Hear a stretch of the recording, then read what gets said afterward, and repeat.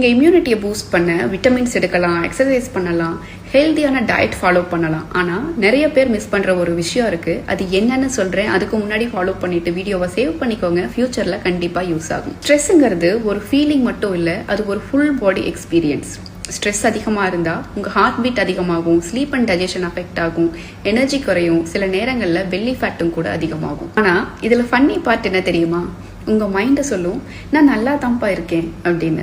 ஆனால் உங்கள் பாடி I need some help அப்படின்னு கதறிட்டு இருக்கும். ஏன்னா ஸ்ட்ரெஸ்ஸுங்கிறது மைண்டில் மட்டும் ஸ்டே பண்ணாது, உங்கள் ஹோல் பாடியிலையும் இம்பாக்டை க்ரியேட் பண்ணும். அதனால தான் மென்டல் ஹெல்த்துங்கிறது ஒரு லக்ஸரி கிடையாது, அது ஹெல்த்தோட பேசிக் ஃபவுண்டேஷன். உங்கள் லைஃப்பில் ஸ்ட்ரெஸ் வராமல் இருக்காது, ஆனால் ஸ்ட்ரெஸ்ஸுக்கு நீங்கள் எப்படி ரெஸ்பாண்ட் பண்ணுறீங்க அப்படிங்கிறது தான் கேம் சேஞ்சர். ஸோ டெய்லியும் morning and evening just 5 minutes மட்டும் கண்ணை மூடி உங்கள் ப்ரீத்தை அப்சர்வ் பண்ணுங்கள். ஆரம்பத்தில் இது ரொம்ப ரொம்ப கஷ்டமாக இருக்கும். 5 மினிட்ஸுங்கிறது ஏதோ ஒரு 50 மினிட்ஸ் மாதிரி ஃபீல் ஆகும். மைண்ட் எல்லா டைரெக்ஷன்லேயும் ஓடும். And that's completely normal. Practice பண்ண உங்கள் ப்ரீத்தை அப்சர்வ் பண்ணுறது ஈஸியாகும்.